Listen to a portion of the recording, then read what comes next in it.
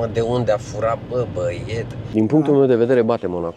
O să mergem într-un loc unde nu o să vezi turist. Aici plătesc decât 7% TVA. Impozit? Nu am impozit pe casă. Vă spun cu un nod în gât. Thailanda nu are băi străini. Nu are alea multinaționale. Asta este dobânda. 0,92.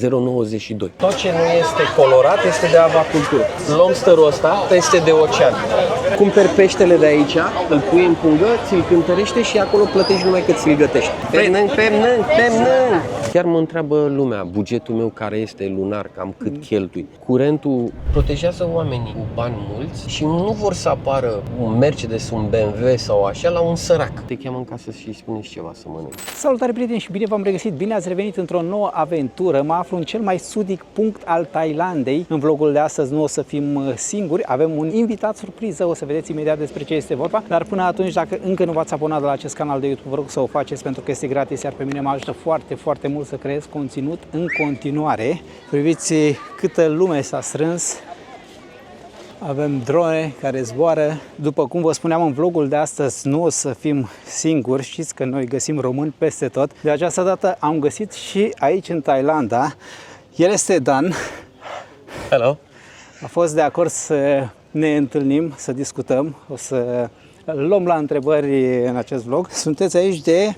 Din 2011, 3 ianuarie. Am venit într-o vacanță și n-am mai plecat acasă. Întrerup câteva secunde pentru că vreau să vă vorbesc despre un instrument esențial în protecția noastră online și anume Surfshark VPN, sponsorul de astăzi. Într-o lume în care suntem mereu conectați, securitatea datelor noastre personale devine prioritară, fie că folosim internetul de acasă, de la birou sau folosim rețele Wi-Fi publice în cafenele, aeroporturi sau dacă lucrezi într-un parc ca în momentul de față, informațiile noastre sunt expuse riscurilor. Surfshark vine în ajutorul nostru oferind o conexiune VPN sigură și criptată, protejându-ne de hackeri și entități care încearcă să ne monitorizeze activitatea online. Un alt avantaj al Surfshark VPN este faptul că permite conectarea unui număr nelimitat de dispozitive pe un singur abonament. Asta înseamnă că poți proteja simultan telefonul, laptopul, tableta și chiar dispozitivele familiei tale fără costuri suplimentare. Ai 20 de dispozitive, poți folosi VPN-ul pe fiecare cu același abonament. Pe lângă securitate, Surfshark îți oferă și libertatea de a accesa conținut restricționat geografic, indiferent unde te afli, poți viziona emisiunile și filmele preferate ca și cum ai fi acasă. Acum vine partea cea mai bună. Surfshark îți oferă o garanție de 30 de zile pentru returnarea banilor, astfel încât poți testa serviciul fără griji. Așadar, nu mai sta pe gânduri, intră pe linkul din descriere sau din primul comentariu pentru o ofertă imbatabilă de la Surfshark VPN. Pe lângă asta primești 4 luni gratuite. Mulțumesc Surfshark VPN pentru susținerea acestui vlog și pentru că ne ajută să navigăm pe internet în siguranță, iar noi ne întoarcem la ale noastre.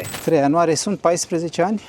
15 ani. Aproape 15 ani, da. Unde suntem acum? Aici este cel mai sudic punct al Thailandei. Avem aici și un amiral. Inițial ei l-au considerat rege. L-a înființat armata Royal Thai Navy. E foarte respectat în Thailanda, dar este un punct turistic unde, după cum vezi, e plin de lume. Văd foarte mulți turiști. Bănuiesc că majoritatea au venit să vadă apusul. Apusul de soare, da. Se vede foarte, foarte frumos. Va trebui să ne spuneți ce faceți aici în Thailanda, pentru că oamenii sunt curioși. Aceasta este prima întrebare. Sincer, nu ce am făcut în școală. Sunt inginer mecanic, numai că aici am o firmă, construiesc nave din fibră de sticlă și am și 2 firme reparii iahte de vreo 12 ani de zile. Cam asta este principala activitate. De ce ați ales Thailanda și nu o altă țară? De ce nu Europa? Sincer, am călătorit foarte mult înainte să ajung în Thailanda. Nu ajunsesem în Thailanda. M-am spus, am venit într-o vacanță, am nimerit undeva, nu departe de aici, este un ponton turistic de unde zilnic, la vremea aia plecau în jur de 300 de embarcațiuni spre vestitul Fifi și celelalte insule și am nimerit dimineața la ora care veneau turiștii și eu eram din contrasens și nu mi-a venit să cred câtă lume poate să fie aici. Și am simțit că este o oportunitate în timp, nu chiar atunci, după care m-am îndrăgostit foarte mult de stilul oamenilor, care noi nu-l mai avem. Poate că l-am avut până la Revoluție. Ne ajutam între noi, zâmbeam, n-aveam griji, pentru că toți eram aproximativ egali. Dar m-am îndrăgostit de ei și, după cum știți, Thailanda, în traducere, este țara zâmbetelor. Exact. Da, ei sunt foarte deschiși, sunt foarte curați. Acum, ce să zic, Phuketul este puțin mai diferit. Phuketul E o insulă turistică unde sunt adunați ca turiști de pe toată planeta și ca muncitori din toată Thailanda. Dar oamenii sunt fericiți și în spatele cortinei, între ghilimele, sau doar când vine vorba de turiști, când interacționează cu turiștii? Sunt mult mai fericiți dacă nu vede turist. Ei trăiesc mult mai bine în comunitățile lor. Sunt foarte mulți care insula e împărțită în două. Partea de nord e cu turism, la Marea Andaman, impropriu spus pentru că e Oceanul Indian, uităm bine pe hartă, și partea cealaltă de insulă, unde este și golful, unde sunt localnici. Și orașul e mult mai curat în zona aia. Adică ei sunt gospodari în felul lor, deși este foarte cald și n-ai zice că la 35-38 de grade mai dai cu mătura în fața casei căleșii. Nu, sunt foarte curați și sunt, cum să zic, primitori. Dacă ai nevoie de un pahar de apă, te cheamă în casă și îi spuneți ceva să mănânci. Este exact ce spuneam noi românii, cum eram pe vremuri, și probabil mai sunt sate în România unde dacă mergi pe stradă și zici dă-mi bade un pahar de apă, te pune la masă și îți dă să și mănânci. Ce credeți? De unde vine fericirea asta? Pentru că o mare parte din români, am văzut asta și în comentarii, consideră Thailanda o țară săracă, o țară de lumea a treia. De ce oamenii care au ceva mai puțin bani sunt mai fericiți? E adevărat că oamenii consideră, pentru că și noi am uitat ca români până în Revoluție că ne făceau și după Revoluție ne făceau țigani și tot la fel. Mă rog, nu știu, poate că... Se mai întâmplă și astăzi în unele țări europene. Se întâmplă și chiar românii au uitat de unde am plecat și mai vin pe aici și cu părere de rău vă spun și mă doare sufletul pentru că eu consider, am și buletin, adică mă obțin și eu, mi-au și cetățenie, sunt de-al lor. Și mă doare sufletul când cineva vine și îi face maimuțe. E stilul lor de viață. Ei trăiesc mult mai fericiți. Ei cu o nucă de cocos, o banană și cu o mână de orez a trecut ziua și nu contează ce haină pune pe el. Așa că nu putem să-i judecăm. Da, asta... Nu putem să-i judecăm. Îl poți judeca pe unul care are în fața casei 7 Ferrari și 20 de camere. Nu cred că e fericit. Îl consider. Și ei sunt în general... Mai e altceva. Ei...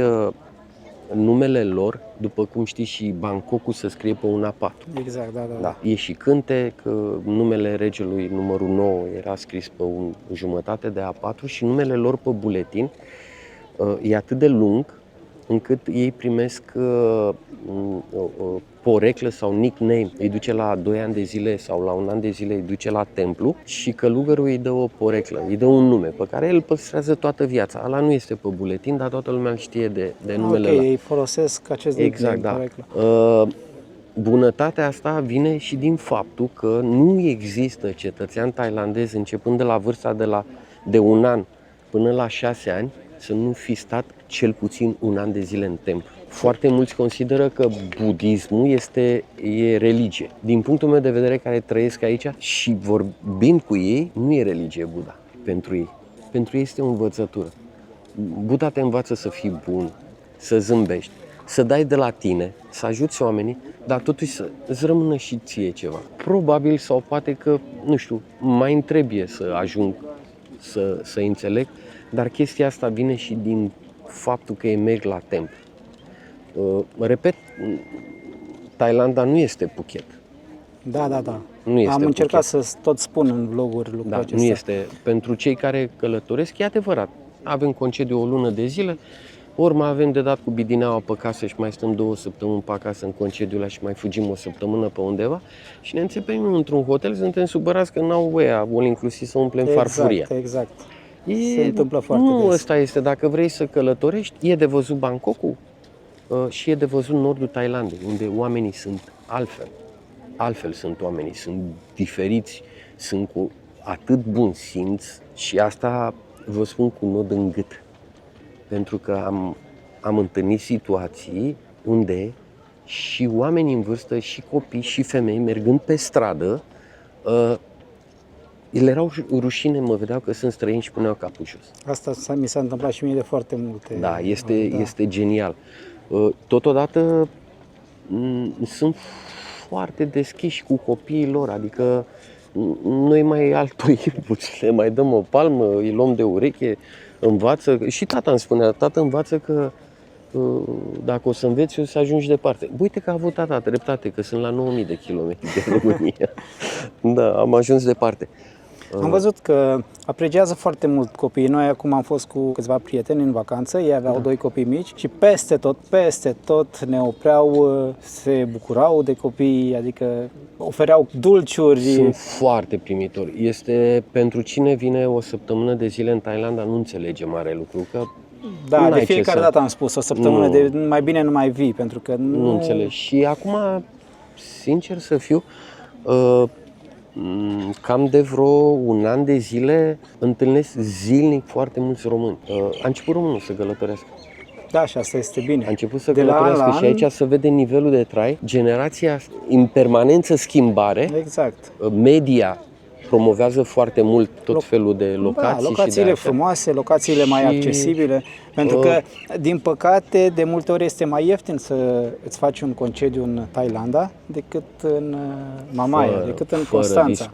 Fără discuție. Eu nu pot să spun că chiar mă întreabă lumea bugetul meu care este lunar, cam cât cheltui. Sincer, curentul, am o casă, în fine, am 4 aere condiționate, aici e umezeală și dacă nu dai drumul la aerul condiționat, s-a strâmbat mobila în casă, nu se mai închide ușa. Și am 4 aere condiționate care merg non-stop 24 de ore. Am iluminatul în curte, îmi place seara iluminatul și aia nu plătesc mai mult de $35 Pe lună. Da. De-aia pot să vă spun că dacă e să veniți în Thailanda, veți putea găsi nu numai pe site-urile clasice, nu pot să le spun, pe care le caută toată lumea cu B și cu A. Căutați, vedeți că sunt site-uri locale unde aveți Google Translate. Exact. Și Scrieți din limba română în tailandeză cazare sau așa. Normal, pe un site de ăsta promovat pe toată planeta, un apartament, aici condominiilor, apartamentele sunt în formă de U, nu mai mult de 6 etaje și în centru ai piscină, ai spa, Ai de toate, exact. ai tot ce trebuie și ca la un hotel. E un apartament undeva la 50 de metri pătrați, poate să fie în jur de, pe site, undeva la 20.000 de bați. 550 de euro. 550. Eu pot să vă spun că un apartament luat pe site-urile lor poate să ajungă la $200. Un apartament puțin unde de ai jumătate. mașină de spălat, ai termoinducție, ai lenjerie, ai Orice, multe au tot. și sală Cum de ai fitness sau Mai acasă. chiar mai mult decât Mai acasă. Acasă poate mai ai și pijamalele amantului, nu știu, e șifonierul mai mare. Fiecare după posibilități. Fiecare după posibilități, da. Dar vă pot spune că puteți găsi cazare foarte ieftină. Phuketul, da, într-adevăr, este miraj. Să fac aproape 2 ani jumate de când au legalizat cannabisul și noi suntem acum în februarie. Niciodată, nici înainte de pandemie, nu este diferență între decembrie și februarie. Deci este incredibil. Da. Anul ăsta s-a primit și bugetul, Phuketul nu mai are capacitate la aeroport, pentru că au 154 de zboruri internaționale și în jur de 140 de low cost și nu mai face față aeroport, deși s-a mărit, dar are o singură pistă de aterizare. Undeva la 30 de kilometri, Phuketul este insulă și este un pod care, după insula, undeva la 25 de kilometri, deja s-au apucat să construiască un aeroport nou cu 2 piste de aterizare și cu 2 terminale. Adică Deci oamenii preconizează că vor avea din ce în ce mai mulți turiști. preconizează și mai este o chestie. Toți am simțit acum, inclusiv tu mi-ai spus că ai simțit că parcă este mai scump. Păi este E mai un scump. trend- Când vine vorba de cazări, garantez că este mai scump. Adică prețurile au... profită că ai văzut ce e pe Da, stradă. da, nu găsești. Nu liber, găsești, adică- nu găsești, da. Despre cannabis, ei sunt foarte deschiși la minte și ei aveau buruiana asta dinainte să o legalizeze, nu au mai putut să o mai țină. Da, era peste Și tot. ca să nu mai aveau loc în pușcării și ferească de Dumnezeu că mă întreabă lumea, cred că ți-am arătat mai devreme, mașină țin portofelul cu toate actele și cu pașaportul în portbagaj. Asta voiam să întreb. Cât de sigură este Thailanda în 2025? N-am o poză de la casa mea, dar eu n-am încuietoare la ușă. Am înțeles. Când am construit, ușa mea e din 2 bucăți, e mai înaltă, mai mare, mai aia, să lumea, punem clanță, că nu se fură. Deci nu se fură, nu.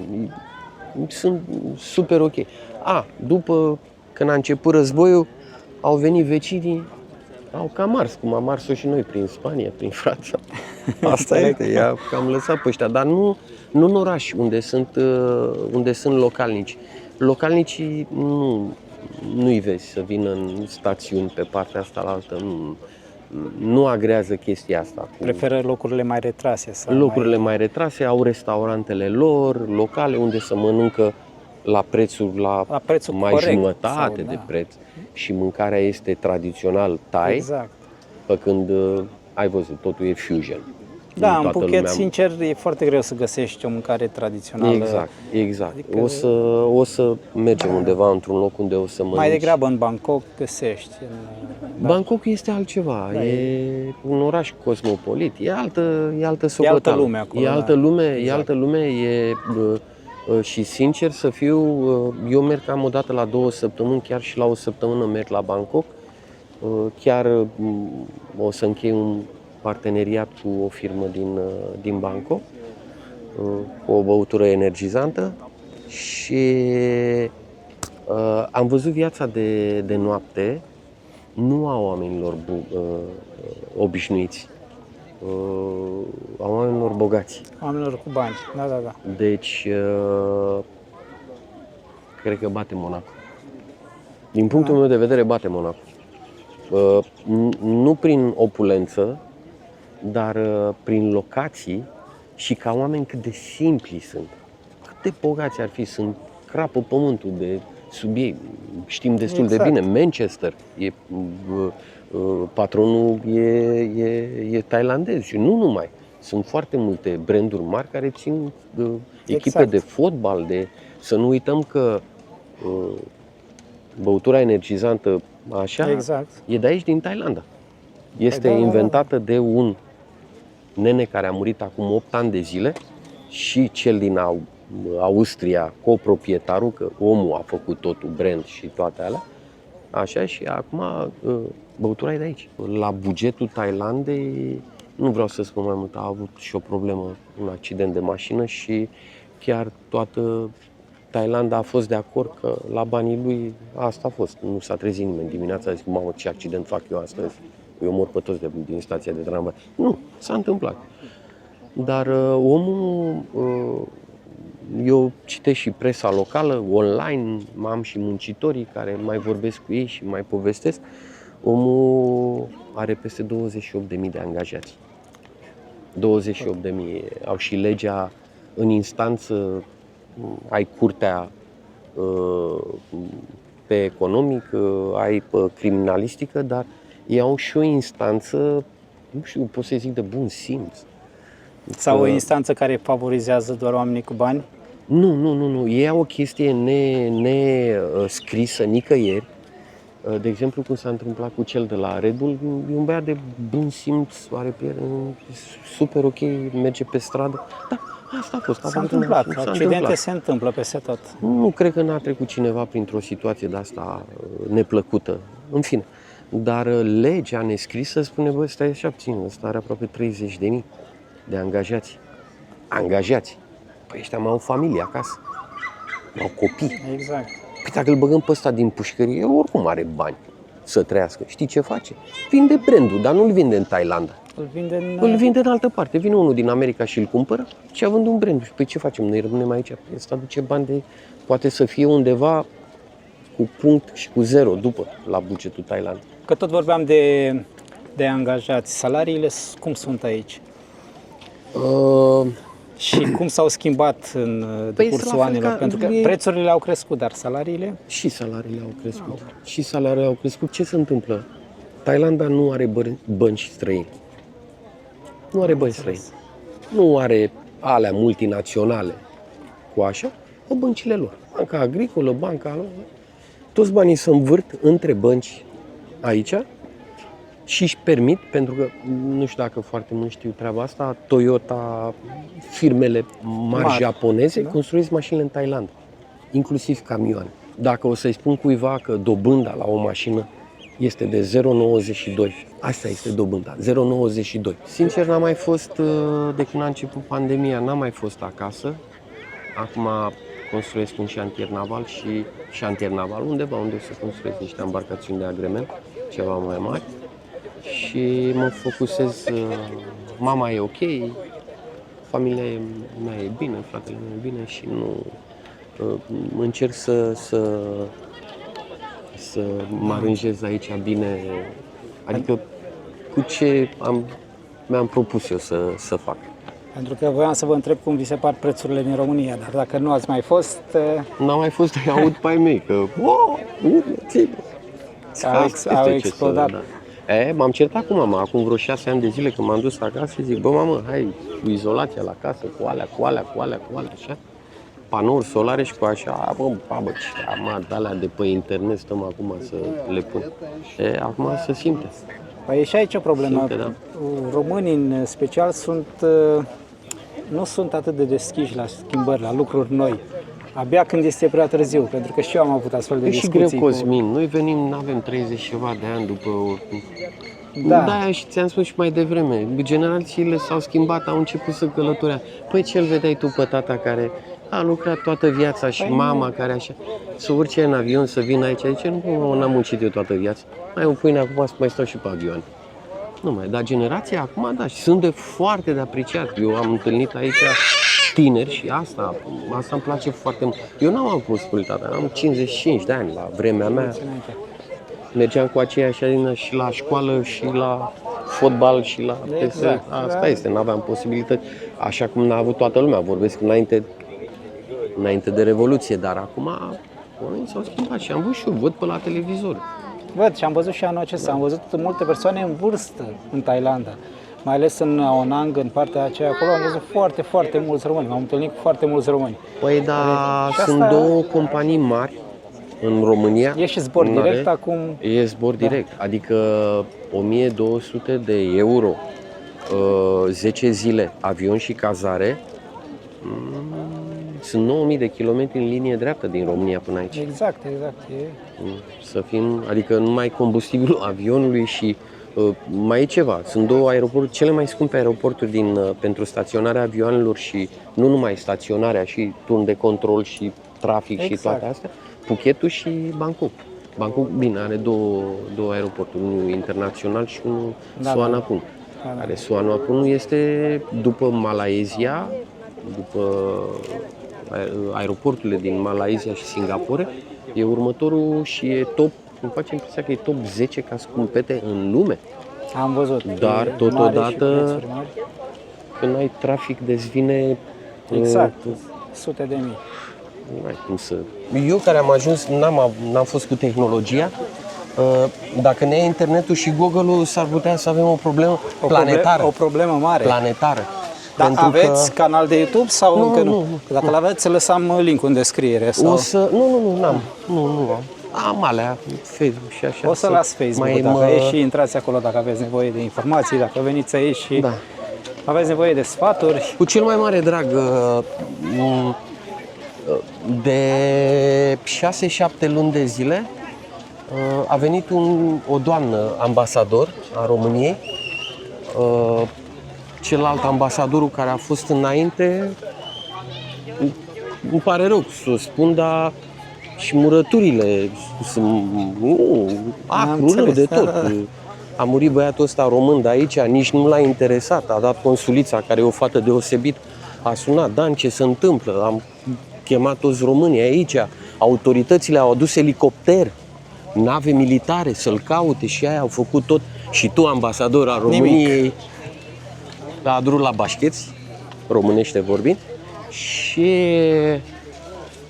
a venit o doamnă care e prima dată în 14 ani, așa, în care ne-a adunat pe toți și a făcut site al ambasadei României în Thailanda și a început să prezinte pe fiecare ce face în Thailanda.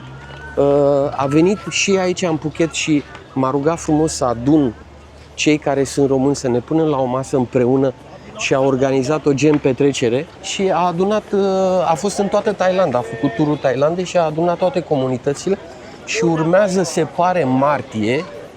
Femeia lucrează intens și e o femeie extraordinară. Cred că trebuie mai mult de ambasada României. O să ne adune pe toți. Este mare comunitatea de români? Nu. Sau aveți prieteni români aici? Nu, sincer să fiu, da, am prieteni. Suntem în Phuket care ne știm 12, dar și eu știu și ceilalți prieteni de-ai mei de aici, știm că mai sunt care din diverse motive nu vor să iasă pe stradă, să au, mă rog, problema lor. Nu socializează cu noi, nu ne-am întâlnit întâmplător, ne-am salutat, dar ca român știi că te întâlnești și ce faci și aia, Exact. până acolo. Ne spuneați că în momentul în care v-ați înmatriculat mașina, v-au cerut extrasul de cont de la bancă? Da, Sau?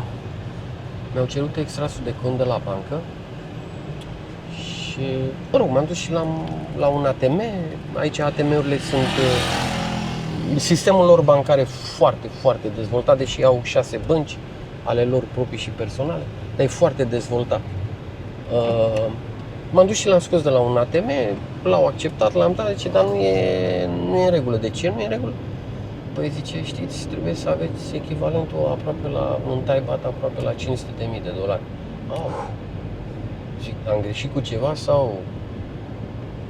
Nu, zice, asta este regula. Păi, na, ca fiecare, dacă sunt de atâta timp, am și întrebat, vorbești și limba thailandeză? Nu, perfect, da. Și am întrebat, dar de ce? Și mi-a zis, păi știți, e o lege, dar arată unde scrie, nu, zice, e o lege neînscrisă. Atunci ia hârtiile și mă matriculează, mașina nu mă interesează, zice, nu, zice, o să aveți probleme mari de tot. Protejează oamenii cu bani mulți, îi protejează foarte mult și nu vor să apară un Mercedes, un BMW sau așa la un sărac. Nu știam acest lucru. Adică nu, pentru că mașina asta la mall se numește parcare VIP sau supercar. Deși e 2014 spre 2015, numai la noi nici taximetrie nu se mai face cu ea. Exact. Dar pentru Thailanda e wow. E wow și mai e o chestie, dacă este un filtru de poliție, se mai întâmplă, deși aici poliția nu vezi pe stradă. Nu știu, ori au sedii de poliție de ori n-am văzut poliția. Se întâmplă de mai iese, nu știu, poate că foarte rar, odată la 2 ani de zile, se găsește vreo unul și, nu știu, poate că a fugit, a făcut ceva rău. Și atunci iese poliția în stradă să-l caute. Atunci o să vezi niște filtre de aia. În momentul în care apare cu o mașină străină, te dă afară din coloană și zice treci. Pentru că e interesant, nici acest lucru nu știam. Da. Sunt, din punctul ăsta de vedere, dar mai e o chestie foarte, foarte ok, pe care ei, noi o avem cu aia, uite și ăsta și-a luat ce mașină și-a luat. Exact, la noi, da. Mă, de unde a furat, băiet? Atâta ne duce capul, nu că am muncit de dimineață. Da. Sunt zombie, că eu de 3 zile n-am dormit. Dar nu mă întreabă nimeni de câte ore n-am dormit. Ei n-au chestia asta. El știe că ăla e nivelul lui și atâta poate. Nu-l interesează că ăla are avion, că are elicopter. Nu există. Eu n-am auzit, jur, am muncitorii mei, am prieteni, am grupuri de prieteni străini, ne întâlnim, vorbim și aia. Nu există răutatea asta că unul are și ăsta nu are. Pentru că ei au chestia aia, zice, cu cât sunt mai sărac, cu atât sunt mai liniștit. Mai liniștit, că n-am la ce să duc. Păi, că știm cu toții. Ești angajat, ții fundul pe un scaun, aștept să alerge ăla pentru tine să-ți vină ziua de salariu și dacă nu ți-a dat salariu, ții la el. Eu sunt pe partea aia altă, eu trebuie să alerg și nu am liniște, sunt zile în care nu dorm. Seara, uite așa sunt, mă rostogolesc pe toate părțile, de unde sunt mai... Nu se pune problema, dar totuși nu este o liniște sufletească. Adică nu pot să zic că sunt liniștit. Și mai e ceva, Thailanda a trecut perioada de pandemie, foarte puțin știu că guvernul a făcut un program, s-a numit 50-50. Era o siglă cum este Yin și Yang, dădea zilnic, guvernul dădea 600 de bați, zilnic, printr-o aplicație de telefon, mergeai la magazin, luai mâncare, scanai, dacă mâncarea era 400 de bați, tu plăteai 200 și statul automat prin aplicație plătea diferența, da. Deci a ajutat foarte mult și au fost oamenii bogați, nu a existat cartier, cel puțin în Phuket și în toată Thailanda, au venit cu camioane, cu pick-up-uri, toată lumea a ajutat. Saci de orez, aici e foarte ușor, ai un sac de orez, ai și pe stradă, ai luat 3 buruieni, ceva iute, ai făcut mâncare, da. Exact. Nu n-a adus nimeni lipsa în perioada pandemiei, că nu știu dacă sunt foarte puțini care știu, nici ambasadorul Americii, când s-a închis Thailanda, l-a refuzat de pe aeroport. Vorbim de ambasadorul Americii, a zis, exact. Pare rău, nu intră. Dar atunci am văzut și nu-mi doresc pentru că știu ce s-a întâmplat în lume. Atunci am văzut adevărata Thailanda, fără turiști. Deci eram câțiva localni și atunci ei ne-au asimilat, au văzut că suntem aici și ne-au asimilat și chiar eram la egal cu ei și se făceau mese și corturi pe stradă, împărțeau mâncare și nu odată mi s-a întâmplat, cred că de 30-40 de ori, au ieșit, au traversat strada, m-au luat de mână și m-am dus că nu pot să-i refuz, că dacă îi refuzi, zice, că nu-i place mâncare. Exact. Dar am stat cu ei la masă și am mâncat mâncarea lor, care o mănânc și acum, am mâncat-o și atunci și a fost o armonie și atunci am văzut adevărata Thailandă, am văzut ce înseamnă oameni. Eu sincer nu mai plec de aici. De aici eu nu mai plec.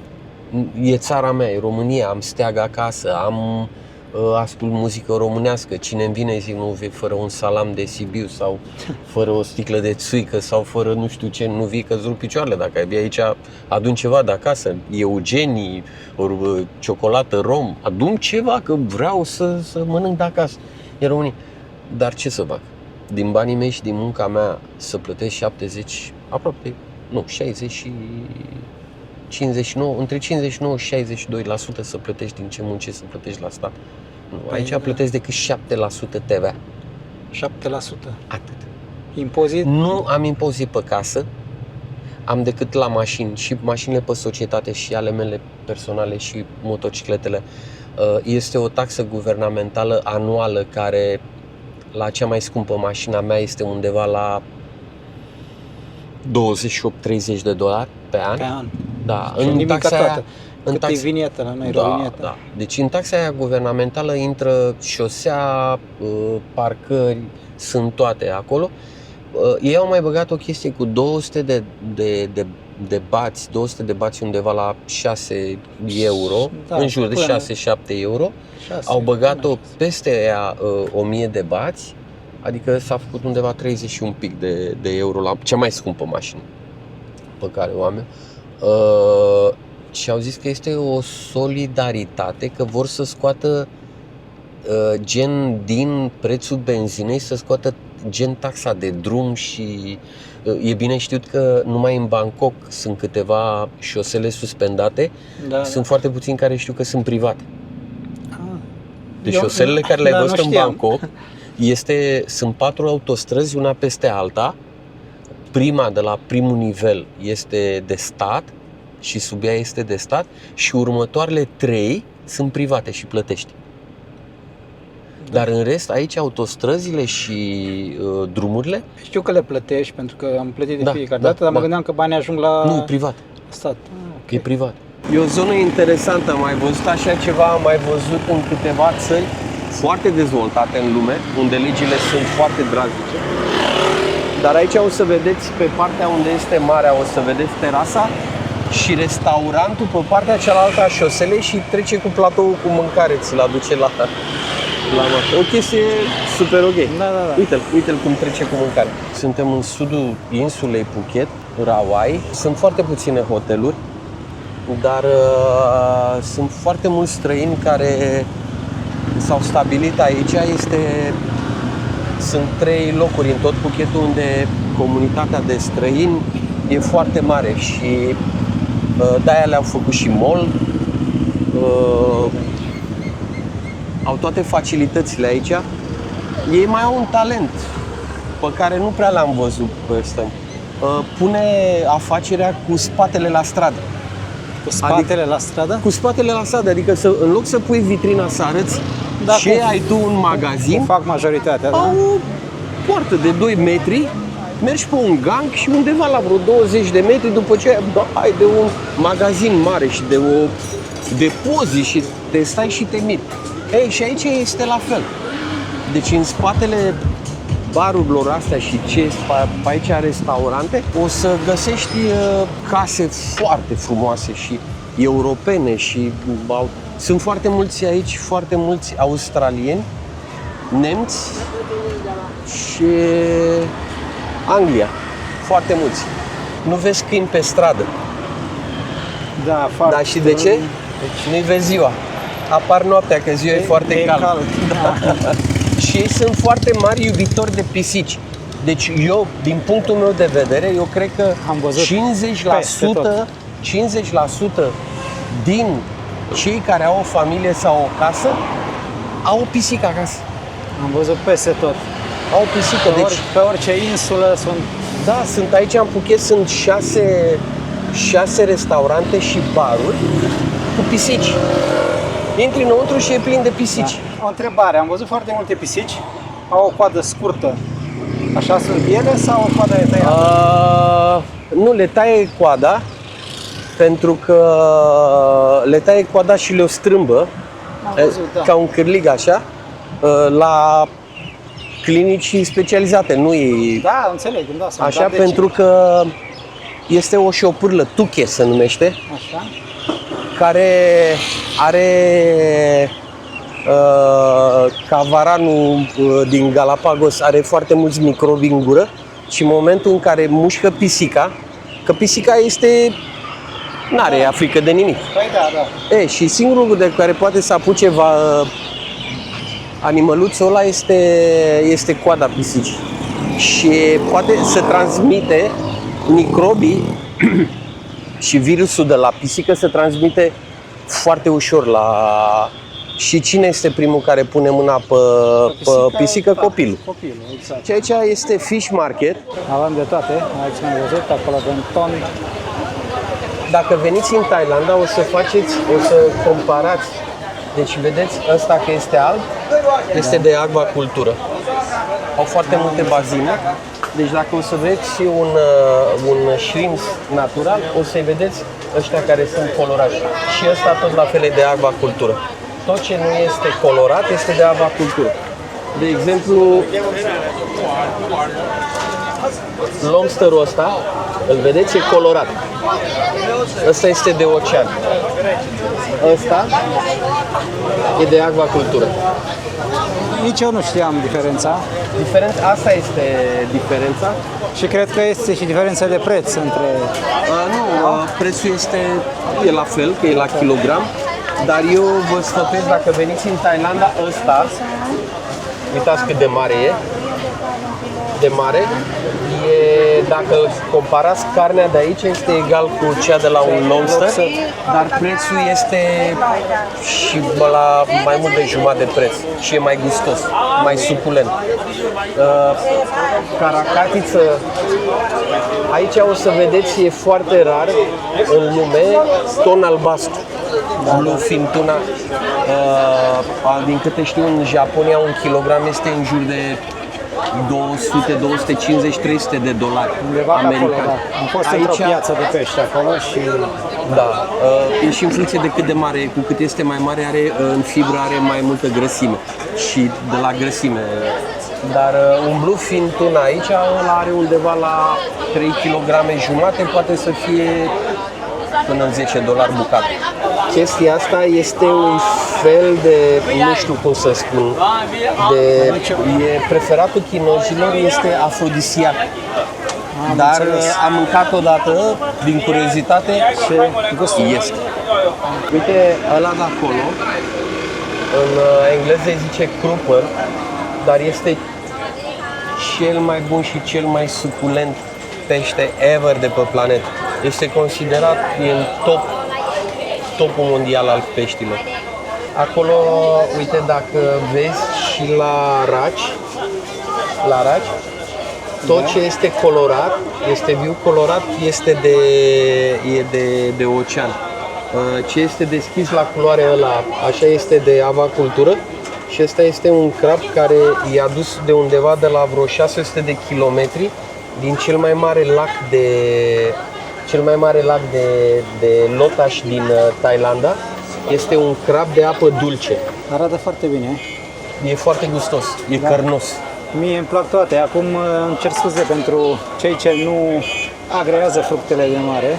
La fiecare oră vin mașini și aduce peștele proaspăt. Chiar s-ar putea să vedem o mașină cu aerator, cu totul, adică în toate condiții. Și nu știu dacă am observat ceva. Miroase? Păi nu. Nu miroase a pește, parcă deci nu am fi într-o piață de pește. Se miroase urât. 30 ceva de grade, acum sunt undeva la 30 și... E cald. Transpirăm. Sunt 31 de grade, la 31 de grade nu miroase a pește. E curat, dar nu miroase a nimic. Acolo avem algele sau strugurii de mare. Nu? Da. Sunt extraordinar de bune. Pentru o piață de pește te-ai aștepta în nebunia de aici. Exact, să simți mirosul. Dar au înțeles la un moment dat, pentru că la început nu era atâta curățenie. Nu era atâta curățenie, dar au înțeles. Eu la început când am venit, restaurantul ăla avea, aici mănânc de obicei la asta, un restaurant foarte bun. Cumperi peștele de aici, îl pui în pungă, ți-l cântărește și acolo plătești numai că ți-l gătești. Și o să facem și noi, o să luăm câteva chestii, Da. eu deja îmi plouă în gură, nu mai pot. Luăm o mână de ăștia și facem, deci îi bag în apă minerală, mâncăm cruz. Ok. Ai mâncat vreodată? Nu, vezi că am mâncat, dar în restaurante, O să-ți placă. da. Am mâncat. Ce mai luăm? Ceva repede așa să gustăm. Da. Poleu. Oh, man. Ok.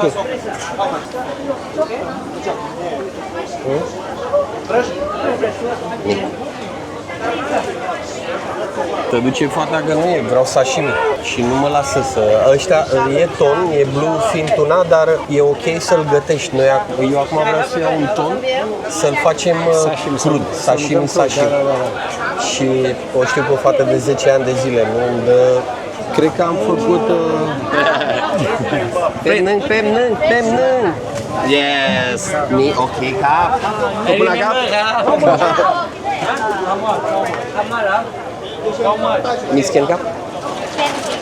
Păcat că nu este și Andreea, nu se simțea foarte bine, dar într-o altă seară o să vină și ea. Pe Andreea o să o luăm la mâncare tradițională thai. Exact. Ăsta este mai nou acum și în Thailanda este mai nou. Este yellow curry cu sea bass. Dar are în el și lemongrass, are și ginger, și capere. Doamne, este parfum. E ceva... Fata asta săraca care vine acum e din Myanmar. În general, ce vezi aici la masă, din ospătari și din muncitori, sunt din Myanmar. În genul ăsta de business-uri și de locații sunt plătiți mult mai bine decât cei care lucrează în construcții. Da? Așteptam să fie plătiți mult mai prost. Nu, și ei mai au parte aici, sunt foarte mulți străini și de un tips. Pentru ei 100 de bați, un $3, poate să însemne pentru Myanmar o săptămână de muncă.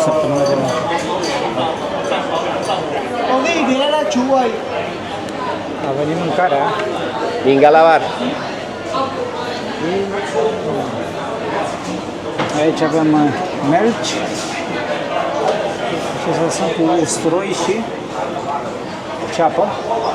Da,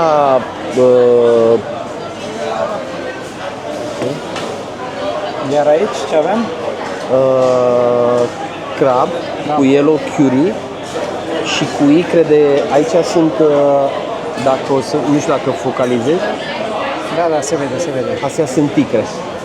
Icre de crab. În perioada asta și tonul și în general tot ce este în zona asta e perioada reproducției, numai că n-au e probleme, oceanul destul de mare. Da. Au de unde? Da, la noi e prohibiție și la guvide. Aici avem calamar prăjit cu usturoi. Da. Prima dată să fierbe cu lemongrass și cu ginger, după care se prăjește, dar nu direct în ulei, stă deasupra uleiului și aburii de ulei îl prăjești. Am înțeles. Am văzut că ei folosesc foarte mult zahăr în mâncare. La toate mâncărurile în Thailanda, zahăr și sodium glutamat. Și sodiumul glutamat nu este ok. Da. Bine, nici Dar zahăr. e potențial. Acum depinde, că mănânci o ciorbă și îți pune o linguriță de zahăr, nu este rău. Că la noi în țară ei n-au cofetării și n-au dulciuri ca prăjituri. Prăjiturile lor tradiționale este, cred că ai mâncat, sticky rice cu mango. sticky rice, E foarte, foarte puțin dulce. Am o linguriță de zahăr pe lângă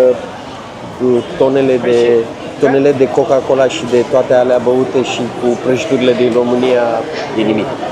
E nimic. Și totuși ei mi-au spus că la mâncarea lor semi-preparată, zahărul ajută la digestie. Thailanda nu are struguri. Vinul e foarte scump, Eu sunt a doua persoană în Phuket care am struguri acasă. Mai e un elvețian și întâmplător m-am întâlnit cu el și el a adus struguri și a făcut, dar îi ținem la umbră, avem grijă de ei. Anul trecut am avut struguri, am avut 42 de kilograme de struguri, n-am loc unde să țin rece, dar o să fac o cameră și vreau anul ăsta să fac vin roșu acasă. O bună, fac vin roșu. Am văzut că e foarte scump. Nu, e vin de fructe. E vin de fructe. Nu e vin de struguri. S-a umplut masa. Încă nu, mai e de venit. Spunea că e doar o gustare. O gustare. Eu mănânc zilnic așa ceva. De zilnic mănânc așa ceva. Dacă nu găsesc eu când trec pe lângă Fresh Market, am o fată la mine, o trimis de nu știu de unde mi-aduce, dacă nu găsește cât este aici, tot mi-aduce puțin așa. Când am fost în Japonia, în Okinawa, pe insula acolo, cei de acolo spuneau că este unul din secretele longevității. Da, unul din motivele pentru care oamenii, pentru că acolo face parte din, sunt puține, nu mai știu câte locuri, zona albastră. Da, zona albastră, da, am văzut. Oamenii trăiesc peste 100 de ani, majoritatea. Iar Okinawa este unul din să spun ceva, o zonă albastră e o parte din Vanuatu și ea n-au nici găini, au numai porci și mănâncă numai porc. carne de porc. Și e în zona albastră. Da, mă gândesc, o combină cu ceva alimente sau Nu știu cu ce ar putea să combine. ierburi care combat Eu spun colesterolul că sau... am fost în Vanuatu de 2 ori, eu cred că combină cu liniște. Se pare că tot ce vedeți aici costă mai puțin decât ceea ce ați văzut în penultimul vlog, unde am testat diverse chestii. De fapt, noi am încercat lobsterul în Patong, cu toate că și acolo am negociat, am obținut un preț bun, dar se poate și mai bine. Ei, când ai un localnic pe lângă tine, Asta vreau să zic, trebuie să-l ai pe Dan, așa că apelați cu încredere. dar nu numai pe mine. Da, mai sunt, dar oriunde te duci, să știi că noi ăștia care suntem plecați din țară, ne e dor de casă. Și poate că de foarte multe ori noi ăștia care suntem plecați, avem țara mai mult în suflet decât aia care trăiesc acolo. Aia care trăiesc acolo plătesc taxe de le vine rău. Cu ce începem? Mergi? Mergi. Ia-l așa. E fresh. Acum, cu ce-l vrei? Ăsta iute, încearcă o dată cu Da, iute da, și știu, ăsta știu. cu wasabi. Nu, îl Ăsta e știu. foarte mișto. Îmi Îl place, știu, îl știu. Și e mie îmi foarte, place foarte mult. bun. Cred că e unul din sosurile mele preferate.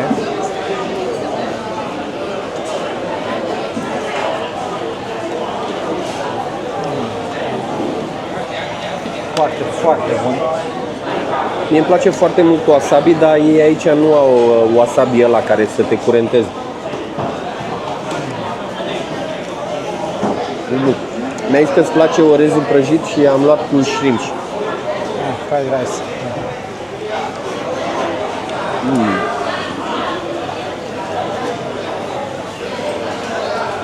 Deci la calamorul ăsta prăjit cu usturoi și berea asta, știi ce lipsește? Un televizor cu meci de fotbal. Deci asta de aici, ăsta e tânăr. Cu cât e mai bătrân, accentuează grăsimea din carne. Grăsimea asta e omega. Mega 3.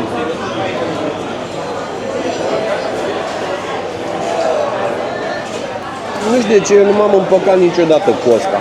E mult de muncă la el, să-l desfaci, să-l tai, dar ei sunt înnebuniți.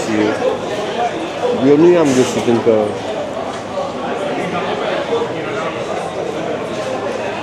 Gata, masa a fost delicioasă. Nu doar că a fost delicioasă, am luat și la pachet.